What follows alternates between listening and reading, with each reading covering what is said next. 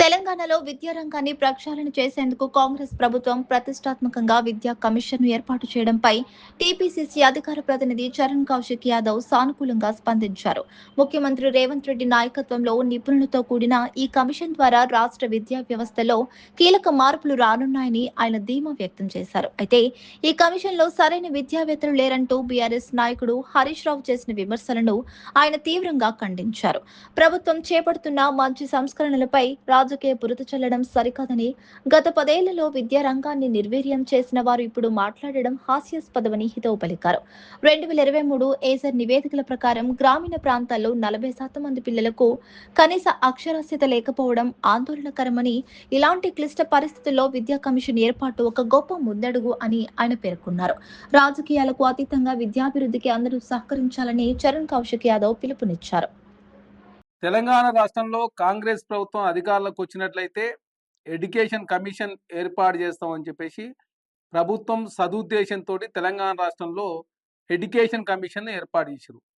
Education కమిషన్లో సభ్యులుగా కావచ్చు, చైర్మన్గా ఎవరైతే ఆకునూరు మురళి గారు కావచ్చు, మెంబర్గా ప్రొఫెసర్ పిఎల్ విశ్వేశ్వరరావు గారు, అదే కాకుండా డాక్టర్ చారకొండ వెంకటేష్ గారు, అదే కాకుండా జ్యోత్స్నా శివారెడ్డి గారు. తెలంగాణ రాష్ట్రంలో కాంగ్రెస్ ప్రభుత్వం ముగ్గురు మెంబర్లు, ఒక చైర్మన్గా ఎడ్యుకేషన్ కమిషన్ ఏర్పాటు చేశారు. అదే కాకుండా అపెక్స్ కమిటీలో నిష్ణాతులైనటువంటి చాలా ప్రొఫెసర్లు, ప్రొఫెసర్ కోదండరామ్ గారు, అదే కాకుండా చాలామంది ప్రొఫెసర్లను కూడా అందులో వివిధ రంగాలకు సంబంధించినటువంటి న్యాయ కోవిదులు కావచ్చు, ఎడ్యుకేషన్ ఎక్స్పర్ట్స్ తోటి ప్రొఫెసర్ల ఆధ్వర్యంలో కమిటీని కాన్స్టిట్యూట్ చేసింది కాంగ్రెస్ ప్రభుత్వం. హరీష్ రావు గారు ఏకంగా ఆ కమిషన్నే తప్పుపట్టే ప్రయత్నం, ఆ కమిషన్లో అసలు ఎవరు ప్రొఫెసర్లు అని చెప్పే ప్రయత్నం. కమిషన్లో ఎవరు ప్రొఫెసర్లు చాలా స్పష్టంగా తెలంగాణ సమాజానికి తెలుసు. కానీ హరీష్ రావు గారు ప్రతిదీ రాద్ధాంతం చేసే ప్రయత్నం. వారు ఇరిగేషన్ శాఖ మంత్రిగా పనిచేశారు, ఆర్థిక శాఖ మంత్రిగా పనిచేశారు. వారు ఏమైనా ఇరిగేషన్ శాఖలో ఎక్స్పర్టా, లేకపోతే బీటెక్ ఇంజనీరింగ్ చేసిండు హరీష్ రావు గారు ఏమన్నా?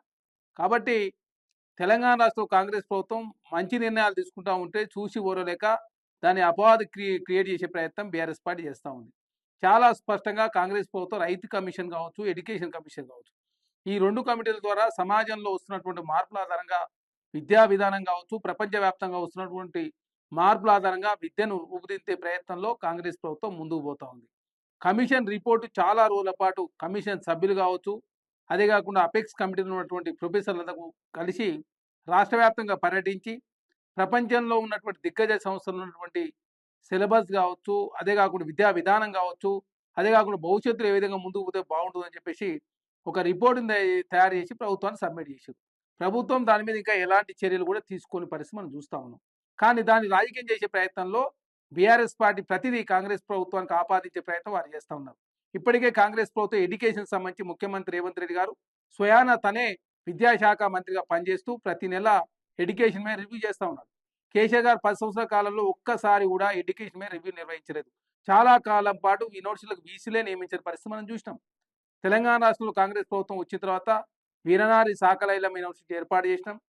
తర్వాత స్కిల్ యూనివర్సిటీ, స్పోర్ట్స్ యూనివర్సిటీ, అదే కాకుండా ఐటీఐ ప్లేస్లో అడ్వాన్స్ ట్రైనింగ్ ఇన్స్టిట్యూషన్స్, అదే కాకుండా పోలీసు వాళ్ళ పిల్లలు చదవడం కోసం యంగ్ ఇండియా పోలీస్ స్కూలు, అదే కాకుండా యంగ్ ఇండియా ఇంటర్నేషనల్ స్కూల్స్ ఏర్పాటు చేసి తెలంగాణ రాష్ట్రంలో కాంగ్రెస్